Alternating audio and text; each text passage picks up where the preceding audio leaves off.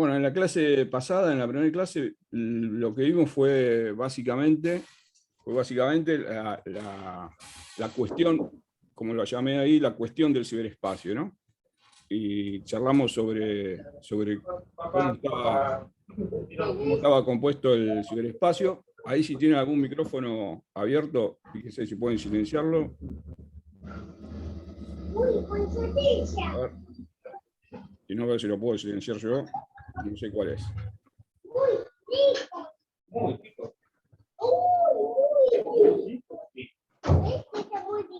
Dame un segundo, por favor, que vamos a ver quién no tiene silenciado. Cristian lo tiene abierto. Ahí está. Ahí más. No quita el sándwich. Yo quiero el sándwich, mamá. ¿Ustedes ven quién es que tiene abierto? Cristian. Cristian Leico. Ahí está. Bueno, disculpen. Entonces, bueno, habíamos visto cómo estaba compuesto el ciberespacio, algunos tipos de organizaciones a nivel mundial del tema de ciberdefensa. Y ahora en esta segunda clase lo que vamos a encarar es una reseña sobre como dice acá, sobre el ciberconflicto internacional, sobre todo en el ámbito de las Fuerzas Armadas, ¿no? También habíamos visto, vamos a buscar un segundo acá, en la primera clase habíamos hablado sobre la conceptualización, construcción de centros del ciberespacio, de la nube, de las tensiones inherentes al ciberespacio, de las disputas geopolíticas. Eso eran un poco los aspectos que habíamos tocado, entonces ahora vamos directamente a conversar sobre los conflictos armados.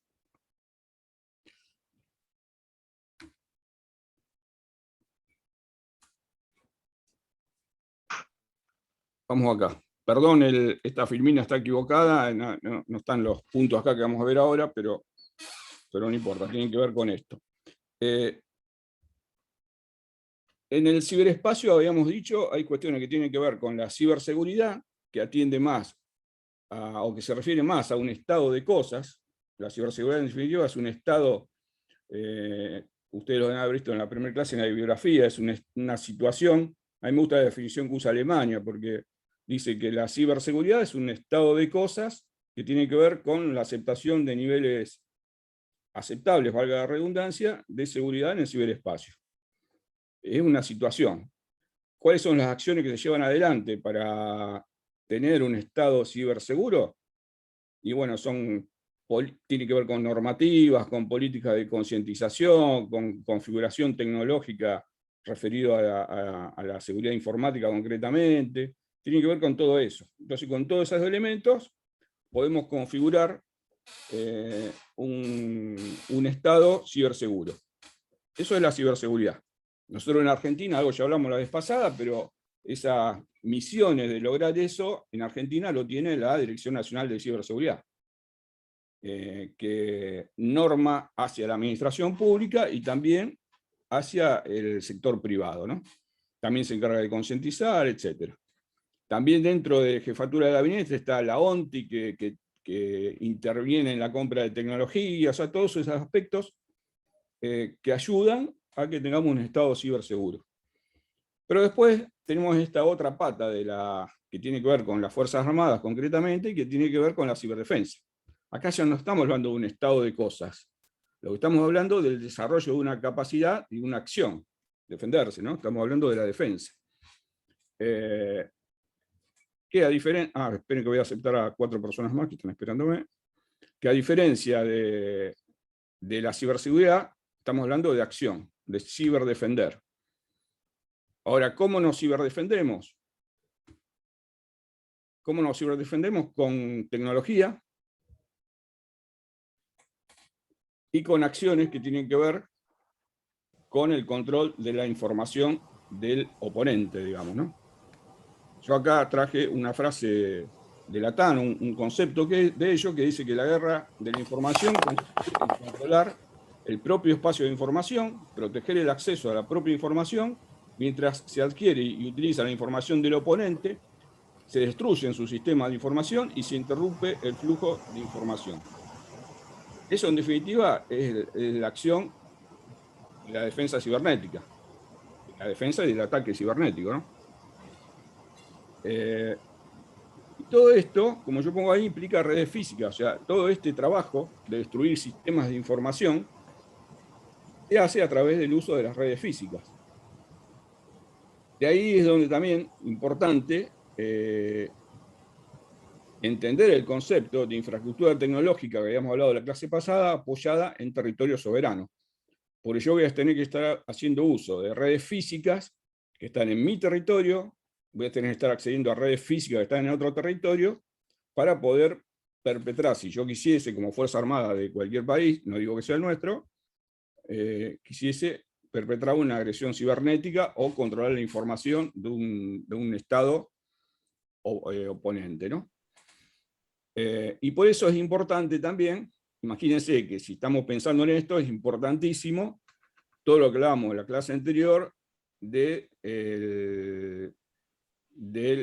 uso del ciberespacio soberano y del alojamiento de la información, que tiene que ver con la soberanía, con los datos de los ciudadanos, con los datos de las infraestructuras críticas, con el software y la tecnología que usan, que administran las infraestructuras críticas. Imagínense lo importante que es que todo eso esté contenido en nuestra porción de ciberespacio, o sea, en la porción de ciberespacio que tenemos anclado en el territorio físico. Data center, redes de comunicación, pero también configuración de todos estos servicios dentro del territorio nacional. O sea, cuando nosotros planteamos un escenario de conflicto bélico, imagínense la importancia que adquiere tener todo lo cibernético de interés para la nación en nuestras propias redes físicas.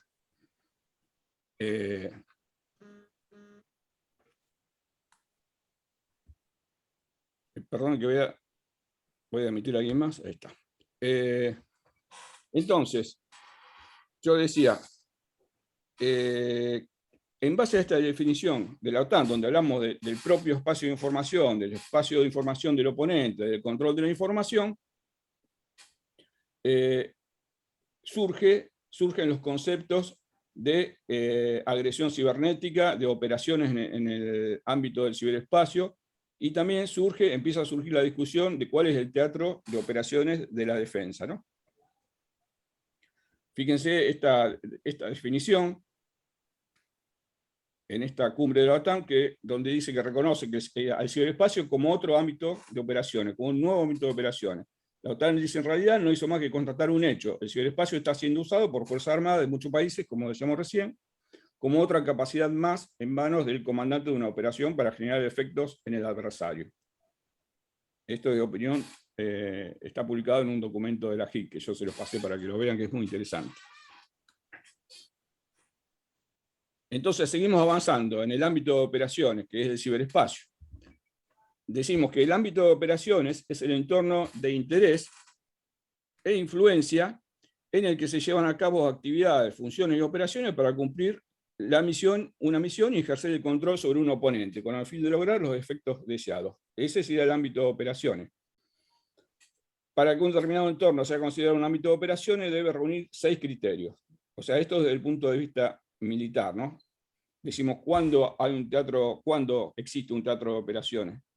Porque esta también es otra discusión que esta discusión se zanjó y se reconoció al ciberespacio como otro ámbito de operaciones de las Fuerzas Armadas. Por eso algunos países como Alemania, por ejemplo, tiene su propia fuerza del ciberespacio.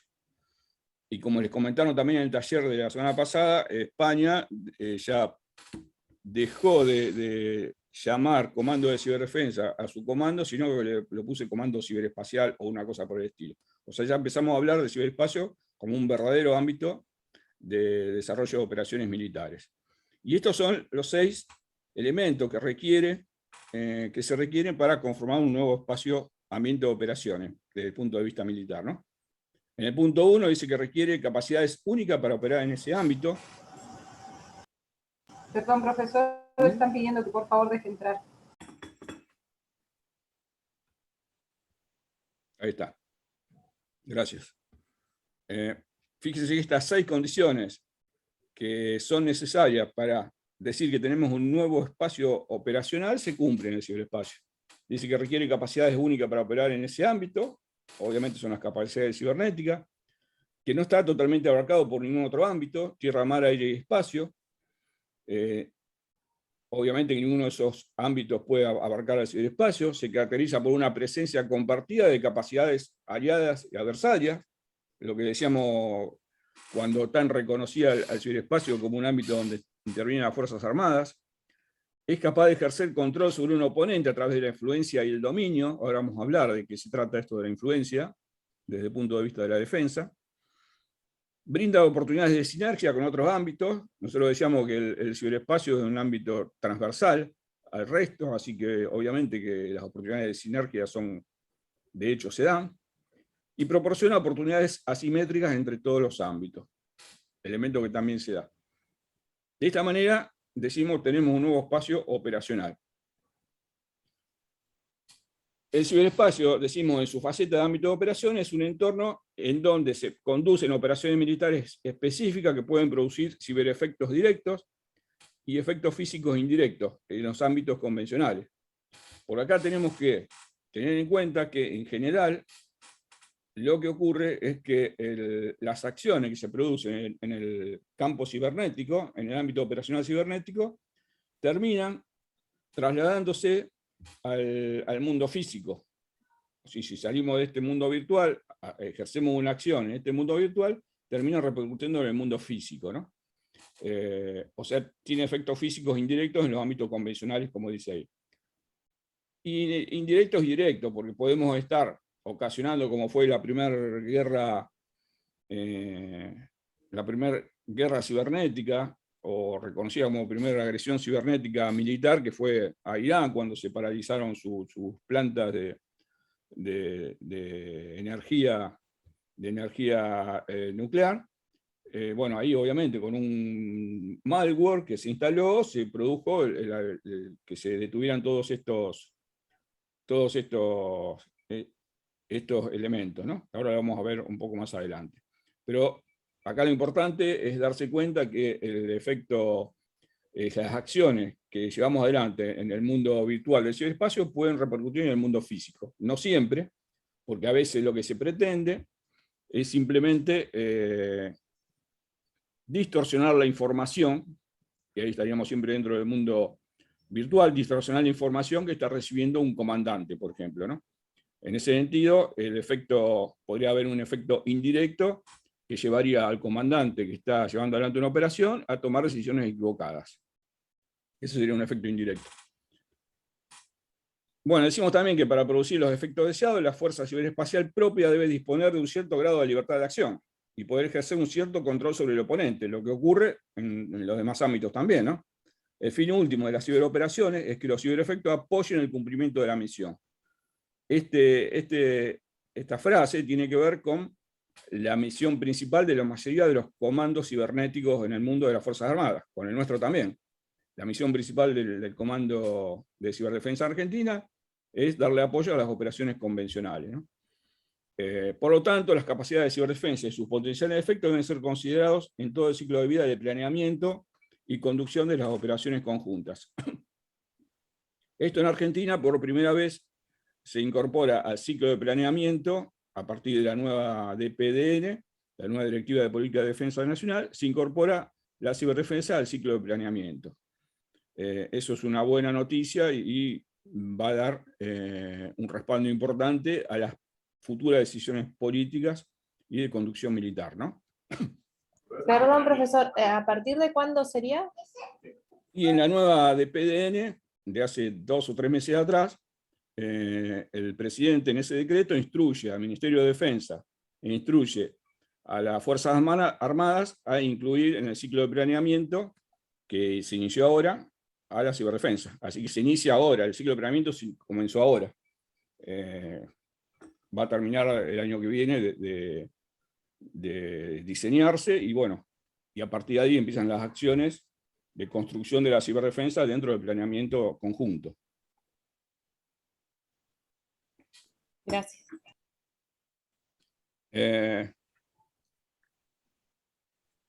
Decimos que el ciberespacio, ya hemos hablado en la clase anterior, que el ciberespacio tiene fronteras. Y esto es importante, porque esto lo está diciendo la JIT también, la Junta Interamericana de Defensa.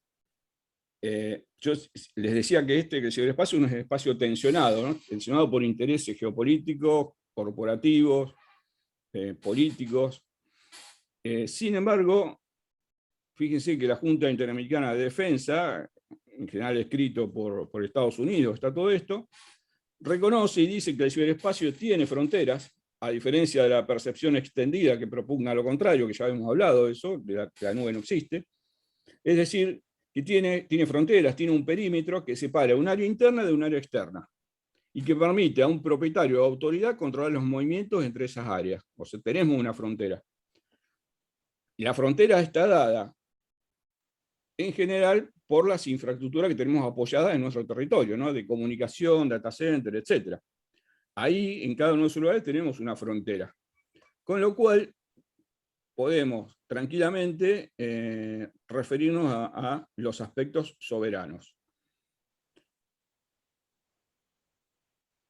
Decimos que la protección eficaz de la frontera del ciberespacio escala de manera deficiente en comparación con otros ámbitos. Hay una parte de cierto en esto. Si bien en el ciberespacio se puede establecer un control de acceso eficaz para identificar las entidades autorizadas a acceder a una zona del ciberespacio determinada, a medida que esta zona se hace más extensa, el control pierde eficacia. Es cierto, pero ¿esto de qué va a depender? De la configuración, que también hemos hablado ya, de configuración de la infraestructura tecnológica que determinen el área de tecnología que la está desplegando.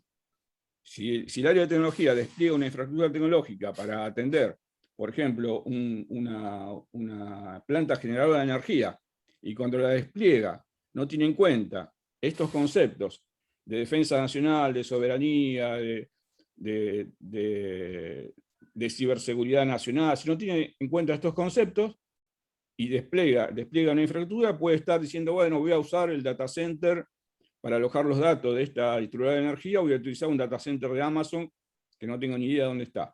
Y voy a configurar mis nombres de dominio para que los usuarios puedan entrar o los empleados puedan entrar y configurar, lo configuro en un .com en Estados Unidos. Si yo esto lo configuro mal, voy a perder, como decíamos en este párrafo, voy a perder control sobre esa frontera, obviamente. Entonces, ¿cómo se configura bien una infraestructura tecnológica? A partir de una decisión o de una comprensión técnica, una concientización técnica y una decisión política. Y acá estamos hablando también de normativas. O sea, debiera haber normativas en nuestro país y en cualquier país que pretenda controlar su espacio cibernético, debería haber normativas que obliguen a que una infraestructura crítica esté sostenida en un espacio tecnológico soberano, ¿no? Esto, cuando empezamos a hacer un estudio comparado de distintos países, de la norma legal que controla el ciberespacio en distintos países, podemos ver algunos atisbos de esto en algunos países. Sin embargo, es un ámbito nuevo, entonces no está del todo esto claro.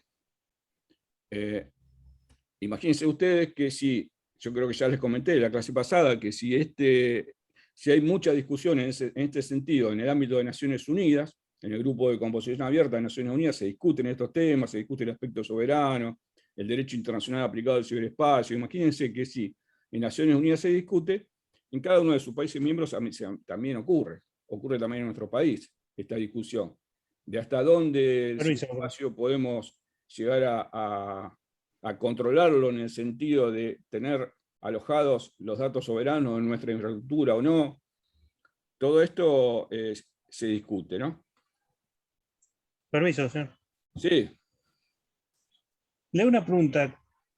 Con la parte que usted menciona de controlar, o sea, que el Estado, para tener un control del ciberespacio, ¿cómo no caer en la percepción que uno tiene sobre China, ¿no? En función de la información que tenemos, de un control totalmente cerrado o estrecho sobre el espacio, controlando hasta las páginas, accesos, IP y demás? O sea, ¿qué tipo de control o a qué tipo de control mencionaría usted que un Estado tendría que tener sobre este espacio?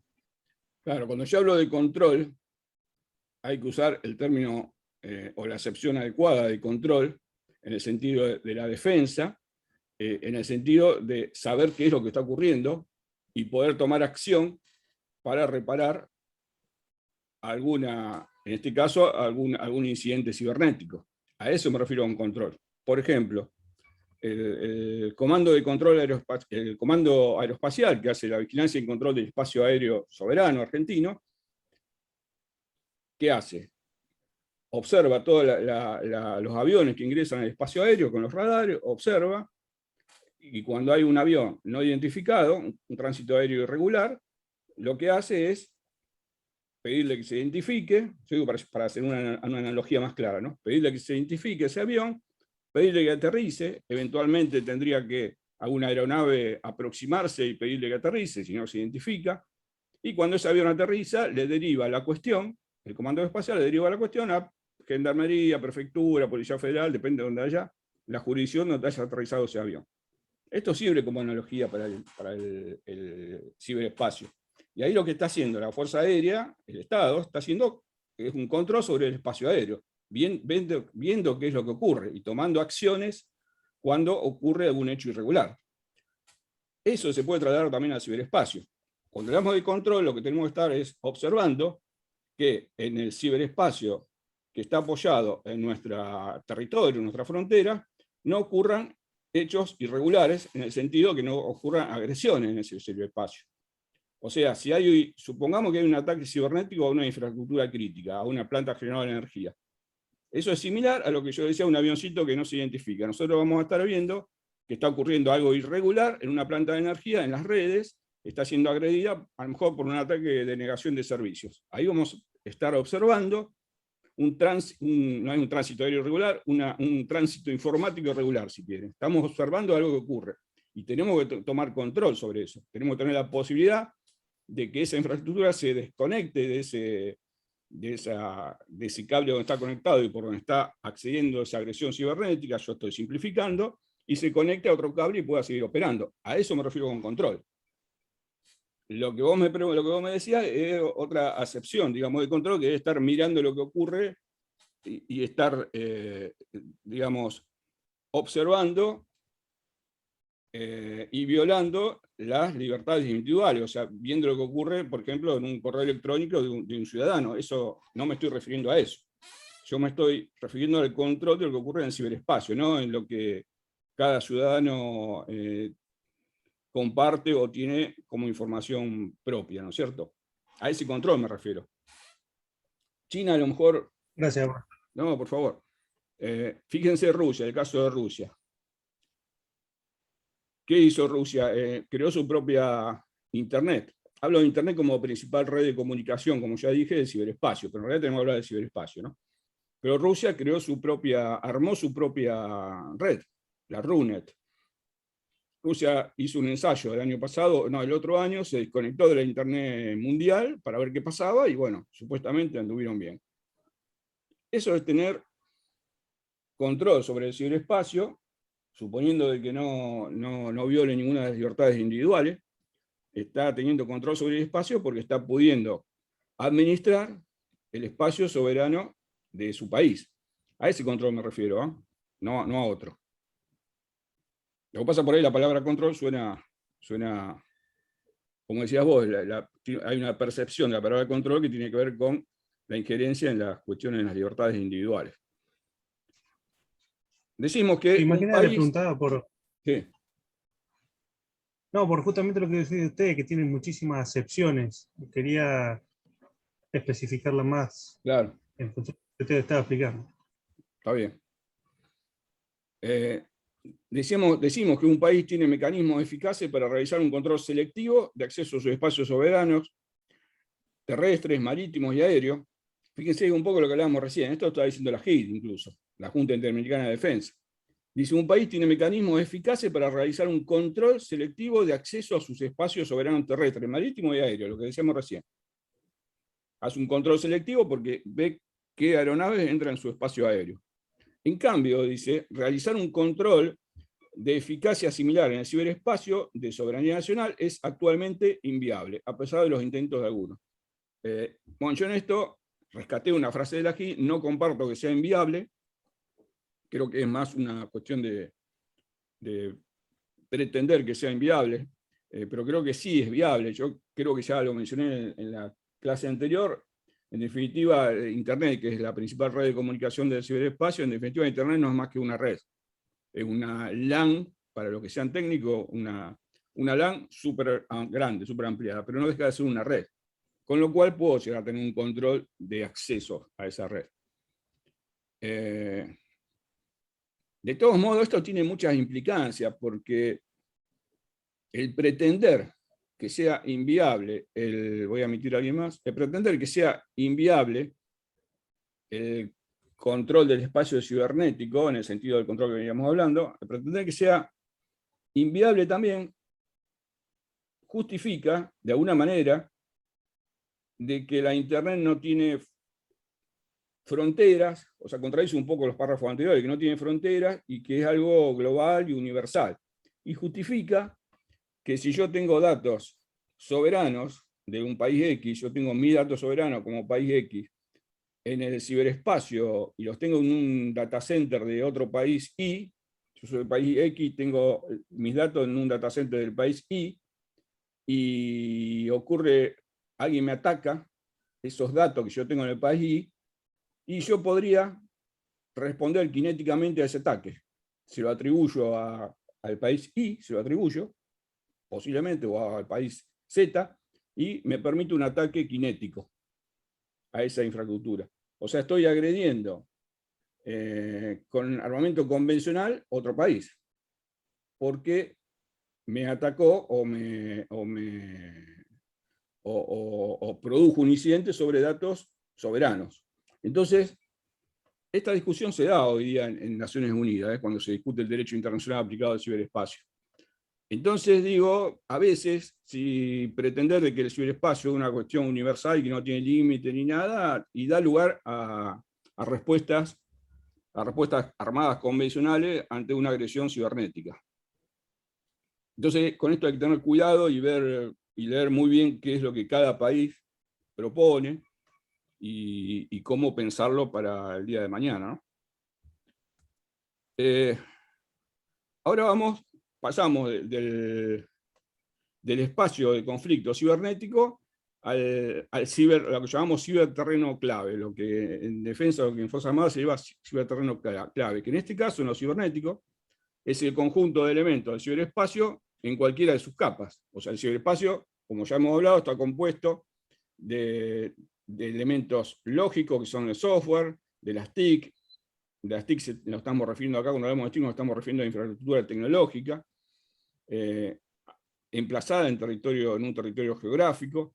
Estamos hablando de identidades cibernéticas, cuando hablamos de la capa ciberhumana, son identidades cibernéticas que tenemos cada uno de nosotros, múltiples identidades cibernéticas, y en algunas, como estos son conceptos en discusión, como yo siempre les digo, en algunos ámbitos incluyen también a una capa humana en el ciberespacio. Yo prefiero no incluirla, no soy el único obviamente, pero prefiero no incluir a la persona en el ciberespacio, no es un elemento del ciberespacio, así como la persona no es un elemento, no es una capa del espacio aéreo, ni el marítimo, ni el terrestre, tampoco lo es del ciberespacio.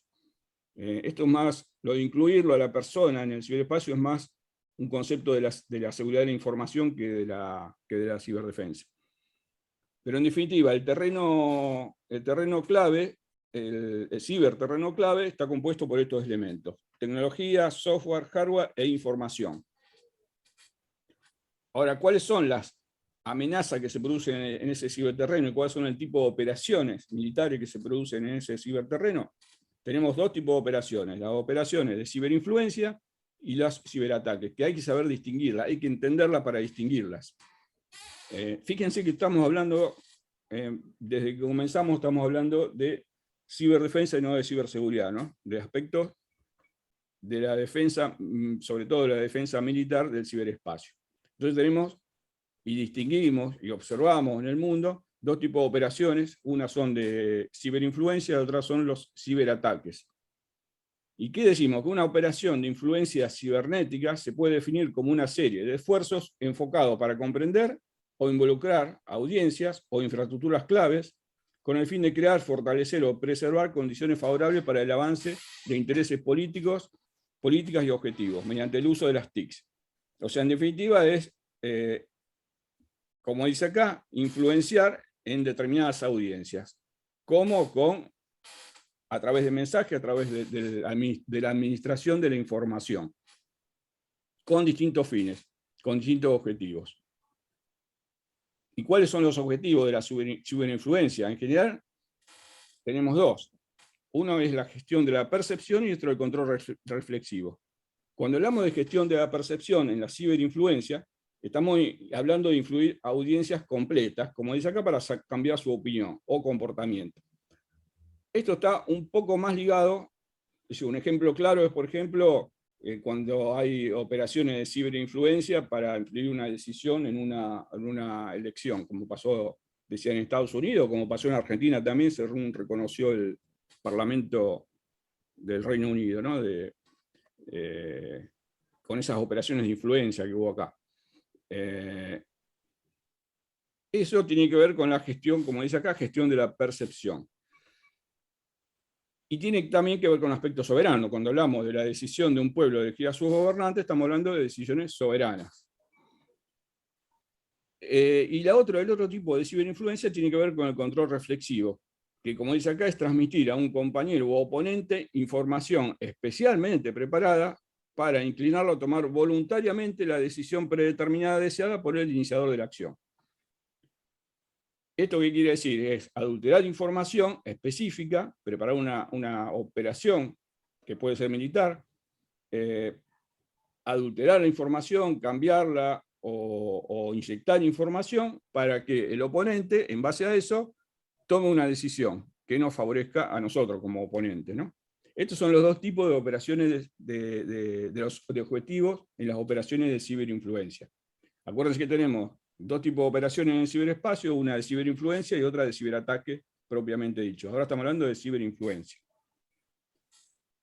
En términos de estrategia militar puede asimilarse el influir en la maniobra, que es el proceso, como dice acá, de usar operaciones cibernéticas en este caso para entrar en el ciclo de decisión de un enemigo o incluso forzar ese ciclo de decisión para dirigir o cambiar su sentido.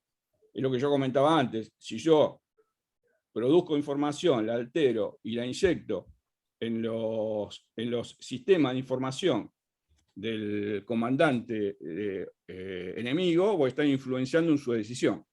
Bueno, eso también es una operación de influencia en el ciberespacio, una operación militar de influencia en el ciberespacio, que obviamente que ocurre, ¿no? No en nuestro caso, pero sí cuando hay agresiones cibernéticas entre estados.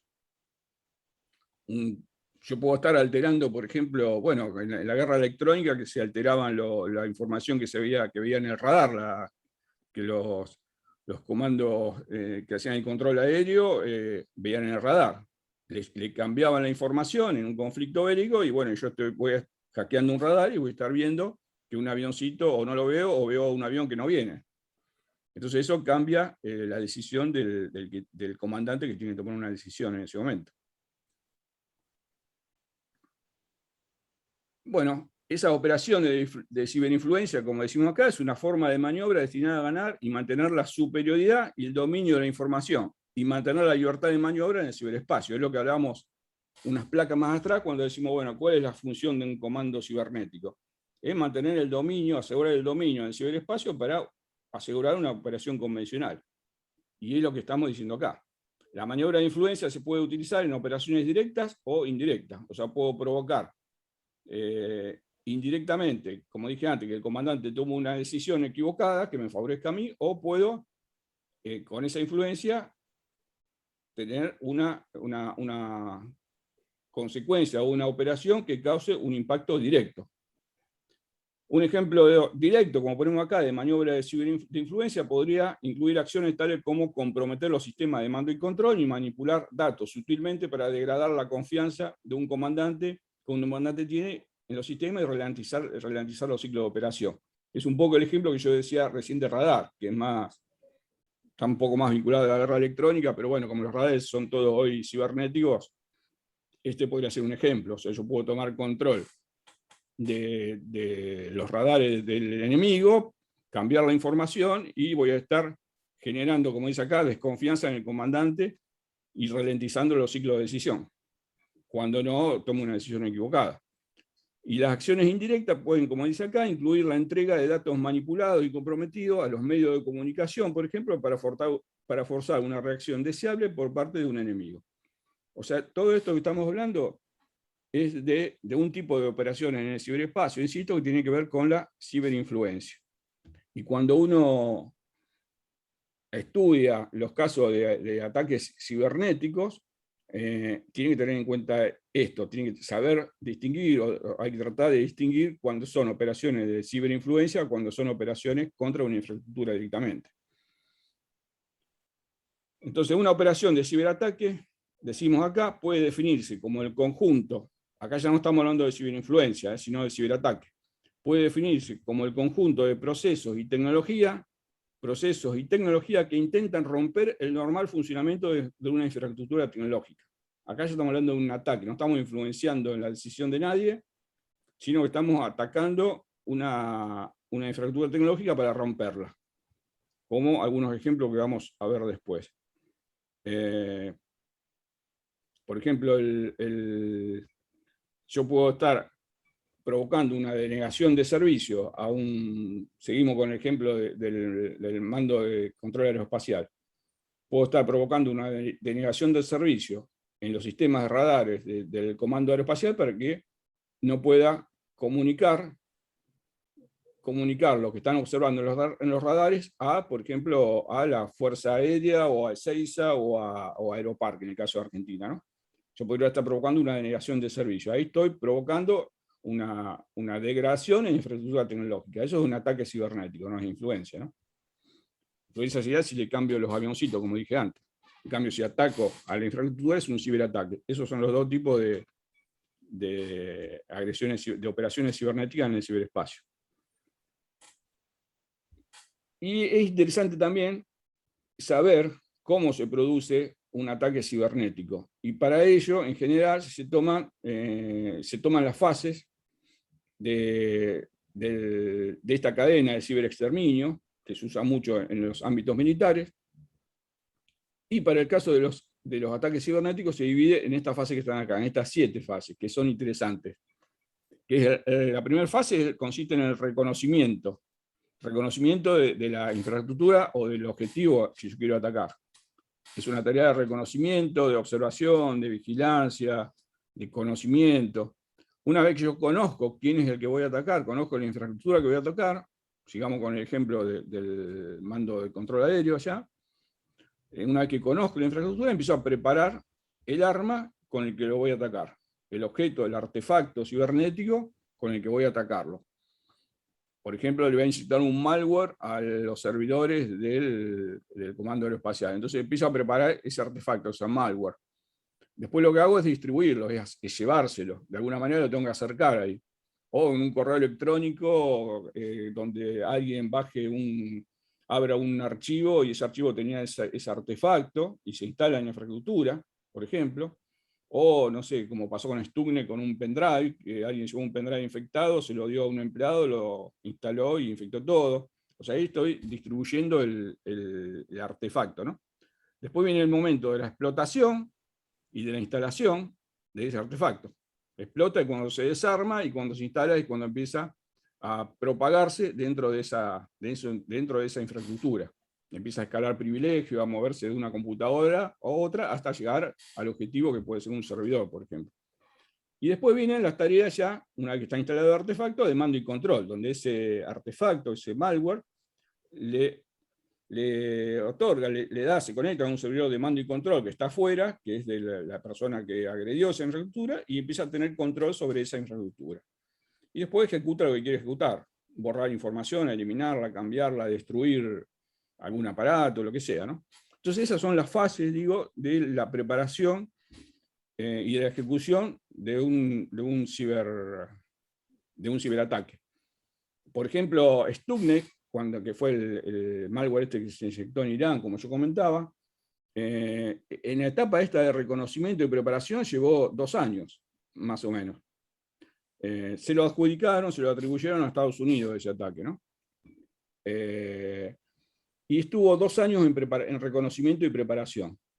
El momento, ya lo vamos a ver después, pero el momento de la distribución, explotación, eso es instantáneo, y el mando y control y ejecución de lo que yo quiera hacer, una vez que instalé ese artefacto malicioso, también puede durar meses, semanas, años, depende de lo que yo quiera hacer. Porque puedo haber instalado un artefacto en la instalación del enemigo y estar exfiltrando, sacando información durante el tiempo que yo quiera. Esa es la etapa de ejecución. Entonces, bueno, todo esto es cómo se prepara un ciberataque, cómo se perpetra una ciberagresión, cuando hablamos de cosas importantes, ¿no? De agresiones cibernéticas de Estado a Estado o de grandes grupos contra infraestructuras importantes. Objetivos de los ciberataques, también influir en los sistemas de mando y control, como hablábamos recién, a partir de la inyección en general, de la inyección de un malware, la explotación de una vulnerabilidad que sea el control del atacante o de negación de un servicio.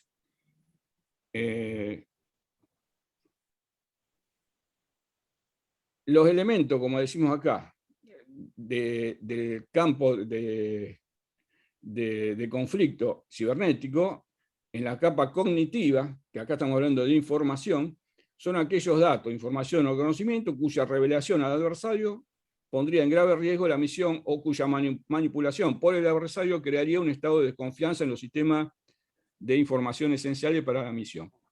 Esto cuando estamos atacando a la capa cognitiva, ¿no? Estamos manipulando la información y tiene que ver, más que nada está vinculado con lo que habíamos hablado antes de la ciberinfluencia. Visto cómo se preparan los ataques informáticos importantes, tendremos que ver quiénes son los agresores. Y tenemos 3 tipos de agresores en general. Uno es el inorgánico, que está abajo de todo, que es el más peligroso, en el sentido de que es un mal llamado hacker, la persona que está ahí con una computadora y lanza un ataque a una superficie muy grande, por eso está en la parte de afuera de la esfera, lanza un ataque inorgánico y que le puede pegar a cualquiera. Es como alguien que agarra una escopeta y tira, le pega a cualquiera. Y le pega a una casa de familia, le pega a una empresa, a una organización gubernamental, a cualquiera. En general, este tipo de atacante inorgánico no busca ningún efecto más que comprobar su autoestima en el sentido de que es capaz de hacerlo. Y es peligroso porque, como dije, como alguien que agarra una escopeta, dispara y le pega a cualquiera, ¿no? Después tenemos las organizaciones informales. Hay grupos de hacktivistas que tienen cierta informalidad, rozan lo formal, pero son informales. Son organizaciones como Anonymous y todas estas organizaciones que tienen ya más capacidad para preparación de ataques, tienen una organización más importante y son capaces de preparar ataques más sofisticados y en general ya no le tiran a cualquiera como unos escopetazos, sino que le apuntan a un sector determinado. Como fue, ¿se acuerdan? El WannaCry en el 2017, creo, que comenzó en España. WannaCry fue preparado por una organización informal y le apuntó primero a Telefónica en España y después, bueno, le pegó sin querer a algunos hospitales también. Pero bueno, ya tenía un objetivo, no era cualquiera, sino ya estaba pensado para alguien, ¿no? En este caso para Telefónica. Y después tenemos el otro tipo de organización formal, barra Estado, porque a veces son los Estados, pero trabajando con organizaciones informales, que son obviamente los ataques más importantes, porque son los que tienen mayor financiamiento, son los que están preparados con más tiempo y los que tienen objetivos de daño más importantes en general. Estos grupos preparan, como dicen los APT, que son los ataques persistentes avanzados, ¿no? Que son estos que llevan mucho tiempo de preparación, como yo comentaba. Entonces veamos algo de este grupo, que son los más importantes, que son los que preparan las operaciones cibernéticas contra los estados. Este fue el primer ataque. Hoy por suerte tenemos la magia de Internet, que nos permite ver una nota periodística del 27 de septiembre del 2010 del país, donde dice: alarma por un virus pensado para el sabotaje industrial y la ciberguerra. El famoso Stuxnet, que yo mencioné ya un par de veces recién, ¿no? Ataca un programa de gestión de centrales eléctricas, oleoductos, con granadas fabriles. Irán fue el objetivo, ¿no? Irán admite ser víctima del mismo. Este fue el primer ataque importante, digamos, a un Estado, que se lo atribuyeron, como dije, a Estados Unidos, aunque nunca reconoció. En general no, la atribución en los ataques cibernéticos es casi imposible. Si está bien hecho es imposible, no se puede determinar la atribución. ¿Cómo se atribuye hoy día en general? Por conductas. O sea, uno ve quién es el que lo atacó cibernéticamente, y dice: ataca de esta manera, ataca con estos elementos, lo hace a determinado tipo de objetivo, entonces debe ser este tipo el que atacó. Esto, bueno, podríamos decir, bueno, en un ataque convencional, si el agresor tiene estas características, y es fulanito, seguramente que fue fulano. Y esto es lo mismo. O sea, la atribución hoy día se hace así, se hace con esos elementos que acabo de mencionar. Cómo ataca, a quién ataca y con qué herramientas lo hace. Con eso se atribuye hoy día. La atribución de verdad es imposible si está bien hecho el ataque. Estados Unidos, por ejemplo, dice que tiene la capacidad de atribución. La verdad que es mentira, no, salvo que esté mal hecho el ataque. Un ataque importante también, anterior, fue a PDVSA en Venezuela, ¿no?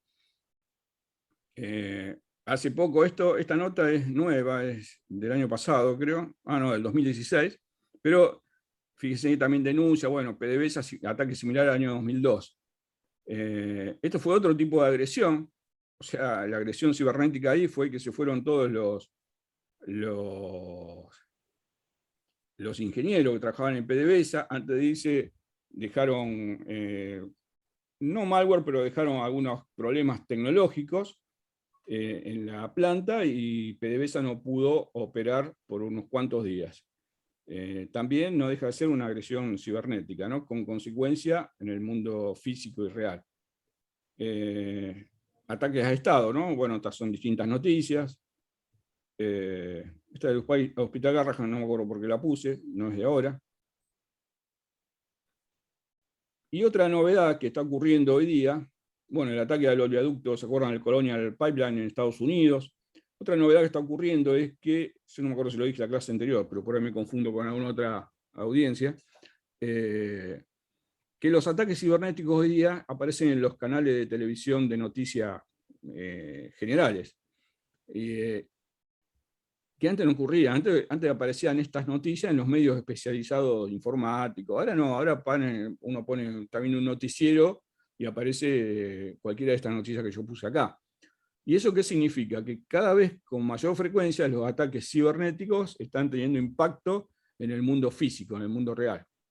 Algunos de estos tienen que ver con la defensa y otros no. O sea, cuando hablamos de un ataque al oleoducto del Colonial Pipeline, estamos hablando del ataque a una infraestructura crítica.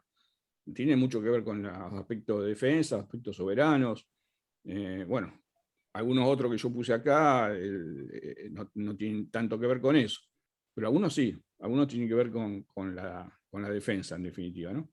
Pero bueno, a lo que voy, que cada vez más los ataques cibernéticos están repercutiendo en el mundo físico. ¿Y por qué salen en estos canales, en estos programas de televisión? Porque ya es de interés de la gente, obviamente, están impactando a la sociedad, no a una administración de una organización y de un Estado. ¿Cuáles son los principales ataques a Estado, ¿no? Históricos? Yo hablaba de una reseña de los ciberataques.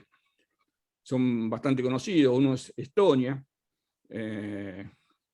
Dice acá, bueno, definido por el Banco Mundial como lo más parecido a una sociedad digital, la pequeña república exsoviética de Estonia es un país modelo en aprovechamiento de las tecnologías de las TICs, pero al mismo tiempo el más dependiente de la ciberseguridad del planeta. Estonia fue la primera guerra, yo decía la primera agresión fue la de Irán, Esta fue la primera guerra de Estonia, o el primer conflicto armado, mejor dicho, el primer conflicto armado entre dos estados, Rusia y Estonia. Rusia comenzó un ataque contra Estonia de manera cibernética y lo continuó de manera convencional después. Durante 2 días paralizó Estonia, que en ese momento ya estaba informatizado. Ahora está mucho más.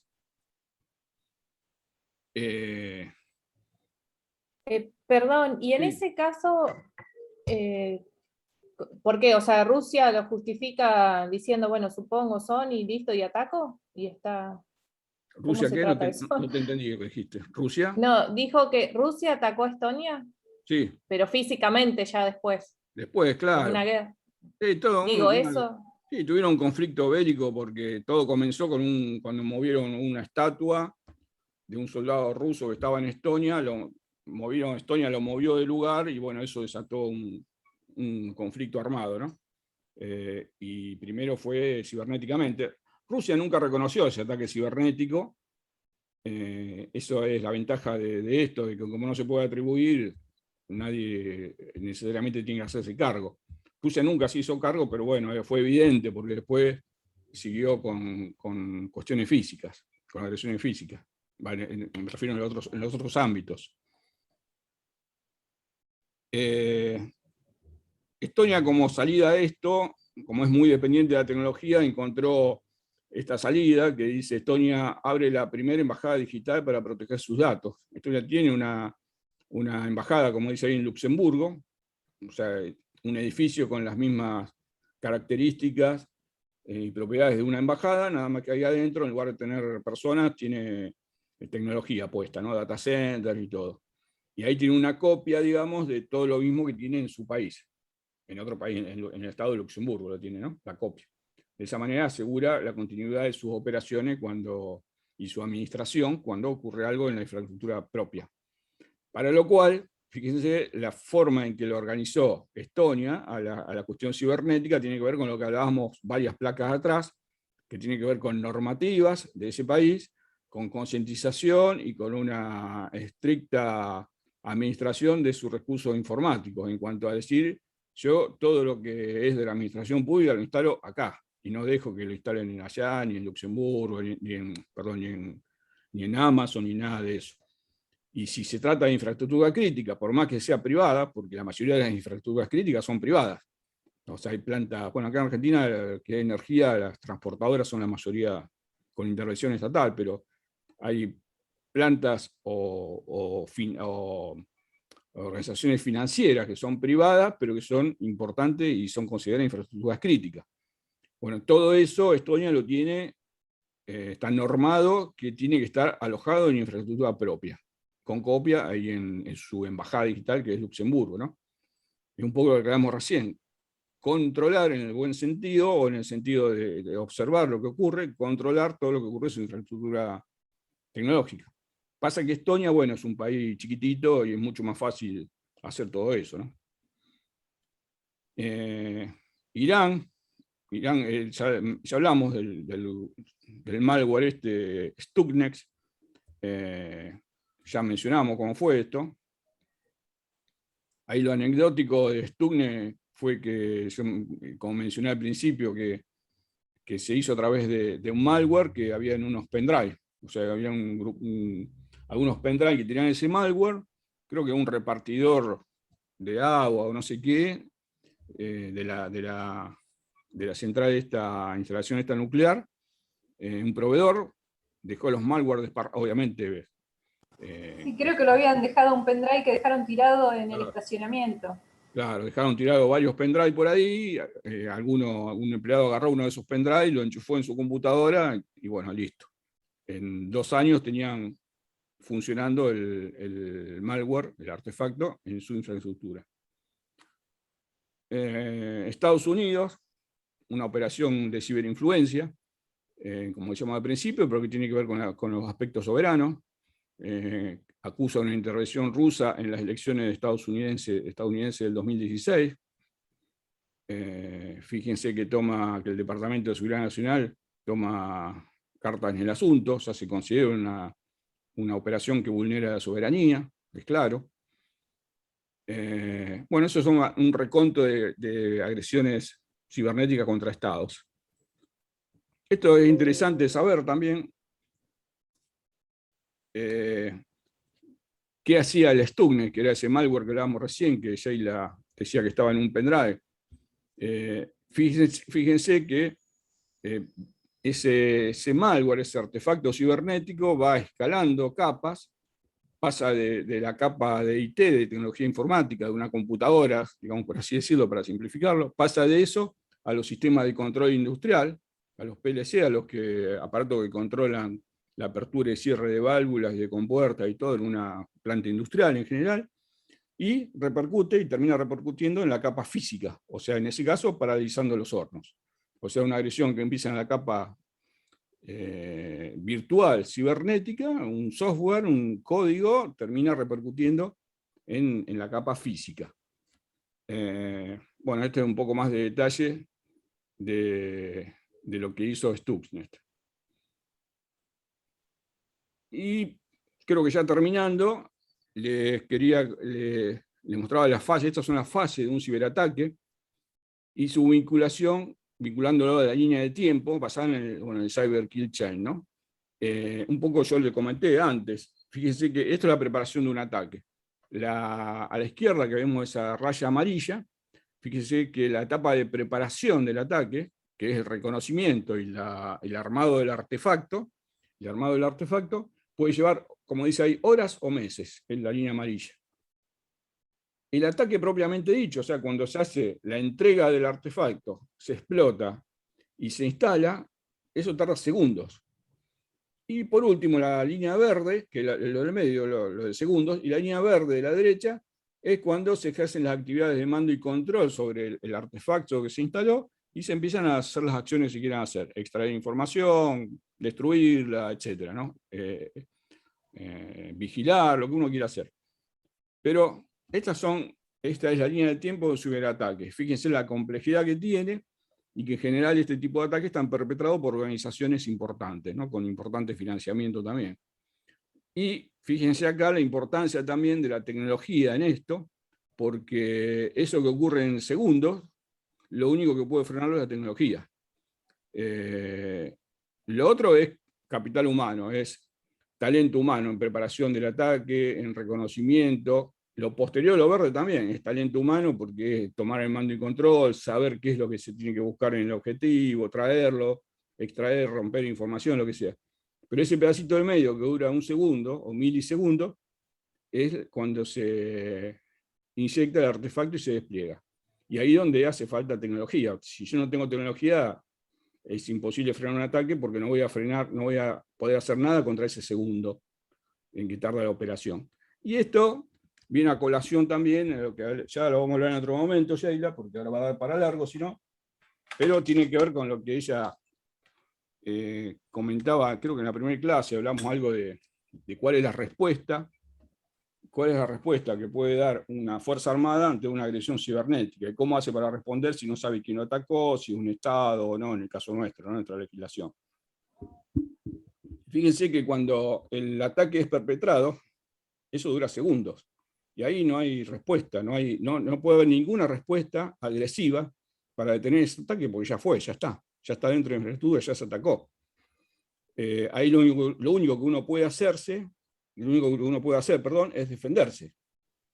Y el que se va a defender en general es el dueño de esa infraestructura, son los de seguridad informática de esa infraestructura. Por ejemplo, si se atacó una planta de energía o distribuidora energética, los que van a tener que empezar a defenderse, si se dieron cuenta del ataque, porque puede ser que no se hayan dado cuenta en ese segundo que dura el ataque, puede ser que no se hayan dado cuenta que ocurrió, pero si se dieron cuenta, los únicos que pueden defenderlo son ellos, son las personas de seguridad informática de esa planta energética, por ejemplo.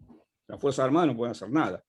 Y si el atacado es una infraestructura de la Fuerza Armada, tampoco pueden hacer nada agresivo para defenderse. Lo único que pueden hacer es defenderse pasivamente. No hay forma de... Primero porque no sabe quién te atacó.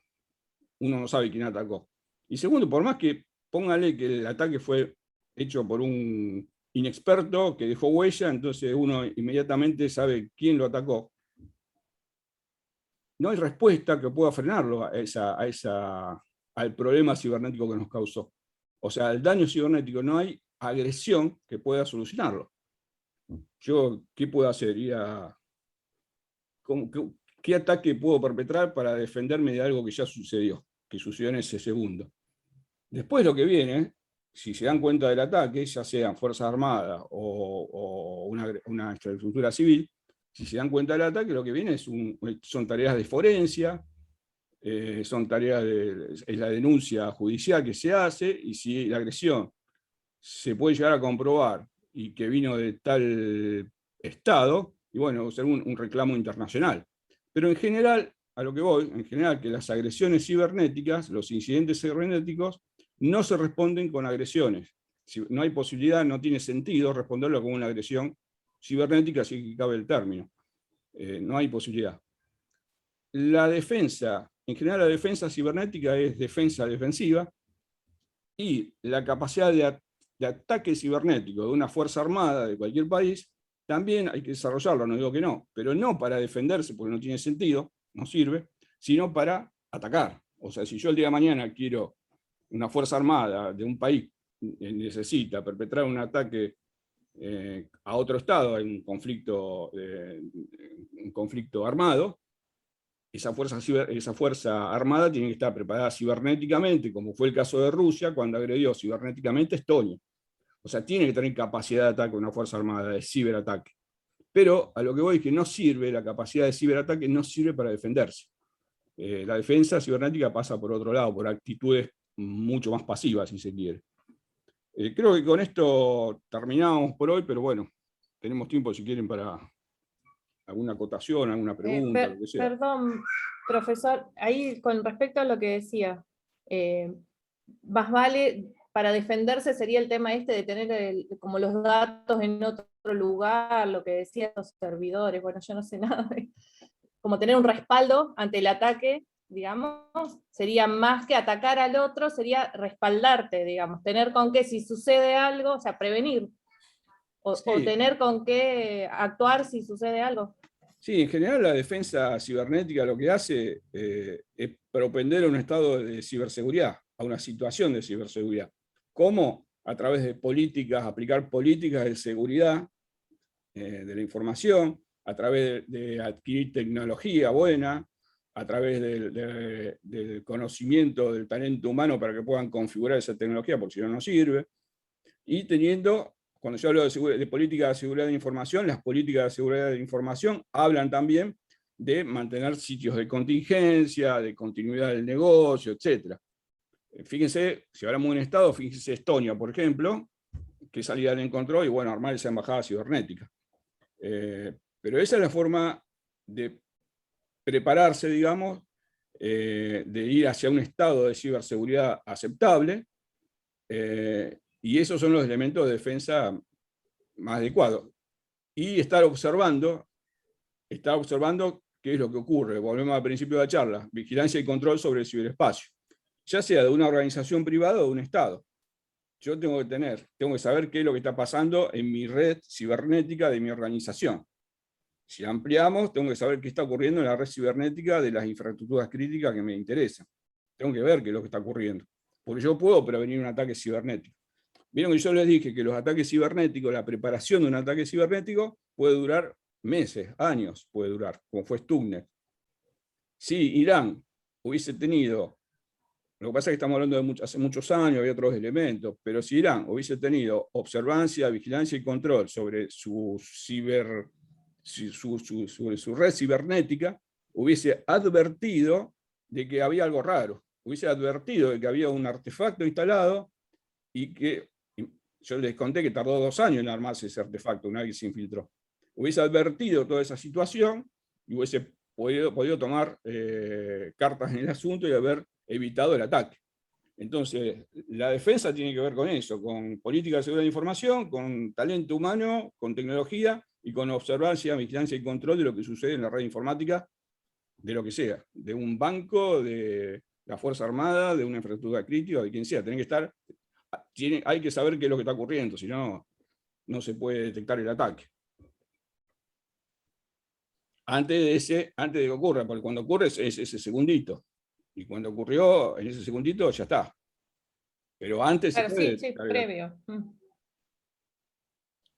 Incluso después que se inyecta en ese segundo, en el caso de Stuxnet fue así, lo inyectaron, primero hubo observación. Ahí, si vos tenés elementos de vigilancia y control, te podés dar cuenta que te están observando. Te das cuenta, cibernéticamente. Le inyectan el artefacto en un segundo, en ese caso con el pendrive, pero después estuvieron, como yo dije, 2 años armando ese artefacto. O sea, si vos estás observando antes o después de ese segundo, antes o después, se puede prevenir y frenar un ataque.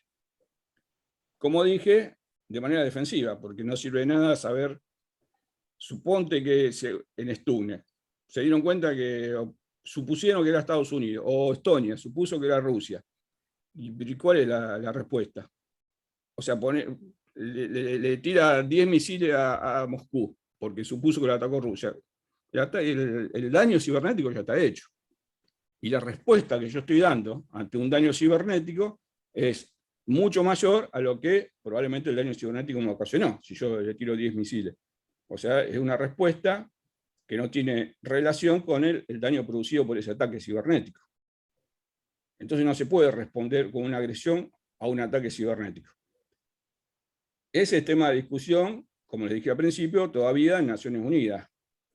Es tema de discusión cuál puede ser la respuesta a un ataque cibernético. Si se justifica una respuesta convencional, hasta dónde, cómo, la proporcionalidad de la respuesta. Eso yo creo que es lo que habría que legislar, el tipo de reacción, el tipo de respuesta y el nivel. Claro. El nivel de la respuesta. Lo que pasa es que todavía eso se debate internacionalmente. O sea, nosotros podemos legislar internamente, pero cuando hay un conflicto armado, el tema es internacional. Entonces, antes hay que ponerse de acuerdo a nivel mundial, y la discusión todavía está abierta, no se zanjó, en Naciones Unidas, cuál es la respuesta ante un ataque cibernético. Podés legislar hacia adentro, Sheila, pero bueno, de mucho no te va a servir cuando hay un conflicto cibernético, porque nosotros nos podemos, como hace Estados Unidos, se permite una respuesta cinética a un ataque cibernético, se lo permite. Pero después, bueno, la condena internacional, la reacción internacional existen. ¿No? Sí, pero también, o sea, si vamos a la parte internacional, podríamos también ampararnos en el artículo 51 de la Carta de las Naciones Unidas, diciendo que nos han afectado a nuestra capacidad y optar por esa capacidad que tenemos de defendernos. Sí, podés agarrarte del artículo 51 de la Carta de las Naciones Unidas. Pero para defenderse si se siente que fue atacado. Sí, vos podés argumentar el artículo 51, Naciones Unidas, todo eso, pero sin embargo, te insisto, todavía hoy está en debate ese tema. O sea, la respuesta ante un ataque cibernético está en debate. El artículo 51 es para operaciones convencionales. La legítima defensa, sí, sí. Claro.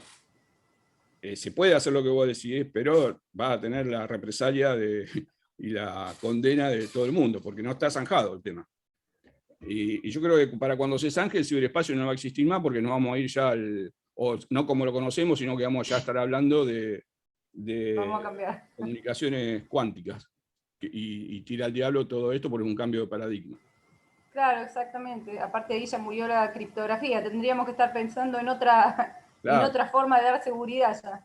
Claro, claro, tal cual, tal cual. Uy, había alguien acá que quería entrar. Espero que no haga mucho. Se perdió la clase, pobre. Sí. Bueno, después la vamos a subir, así la puede... Además también depende del tiempo en que uno pueda definir quién fue el que lo atacó. Sí, eso en general la atribución... Si 6 meses,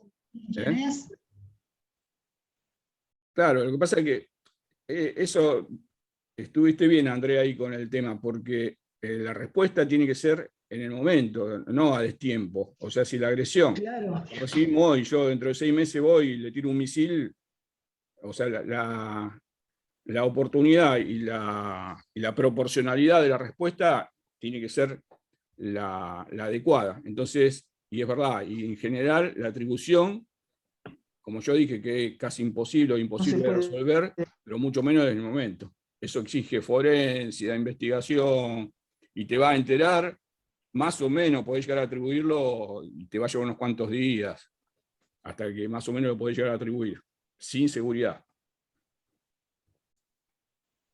Si el ataque está bien hecho, ¿no? Así que bueno, creo que... Claro, ahí es el punto, digamos, más difícil, el tema de la atribución, como usted dice.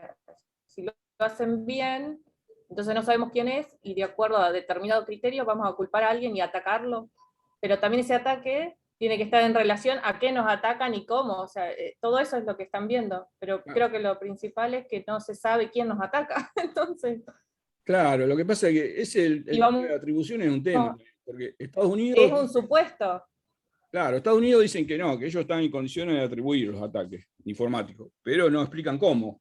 O sea, no hay una organización internacional que hay ellos propuestas. justifican todo. Claro, hay propuestas en ese sentido. En Naciones Unidas, cuando se debate esto, que también obviamente está en Estados Unidos, dicen, hay propuestas de otros países que dicen, bueno, armemos un comité para definir los temas de atribución. Entonces, cuando se produce un ataque, sentémonos con las herramientas que tenemos a ver si lo podemos atribuir. Porque Estados Unidos dice que lo pueden atribuir ellos, pero hasta ahora nadie está dispuesto a armar un comité, un grupo que diga, bueno, este va a ser el grupo que atribuye. Yo creo que es casi imposible la atribución. La atribución, podés estar un poco más cerca de la atribución si dominás, por ejemplo, las redes que se navegan con Tor, que son las que en general se usan para perpetrar este tipo de ataques. Pero bueno, ahí ya entramos en un terreno más técnico, que en otra clase vamos a hablar un poco de las redes Tor, porque están vinculadas, las redes Tor están vinculadas, o que se navegan con Tor, están vinculadas con la Deep Web y la Dark Web, que es donde ocurre todo tipo de delito, agresión, venta de armas, de ciberarmas, de armas convencionales, etcétera, etcétera, ¿no? Bueno, estimados y estimadas, no sé si alguien quiere comentar algo más. No, muy bueno y muy interesante todo, profesor. Bueno, gracias, María José. No, de nada. Bueno, en la próxima semana hacemos el próximo taller y bueno, y seguimos. Para el lunes seguramente vamos a subir ese cuestionario para ver si se va entendiendo lo que explicamos hasta ahora. Y bueno, y nos estaremos viendo. En alguna clase que usted pueda, en alguna clase que se pueda, antes que cerremos la materia, me gustaría saber qué es lo que estamos haciendo en materia de ciberdefensa, proyectado en el tiempo. Digamos, cosas de corto plazo, mediano plazo, largo plazo. Bueno, Sheila, yo como les dije la clase pasada, cuando fue el taller, vamos a tomarnos 20 minutos de la última clase para contarles qué se está haciendo en Argentina de ciberdefensa. Gracias, profe. Gracias. No, por favor. Bueno, damas y caballeros, nos vemos en la próxima clase. Buen fin de semana. Buenas tardes. Gracias, igualmente. Gracias, profesor. Adiós, gracias a ustedes. Gracias, hasta luego. Chao, Gracias, profesor. Buenas noches. gracias.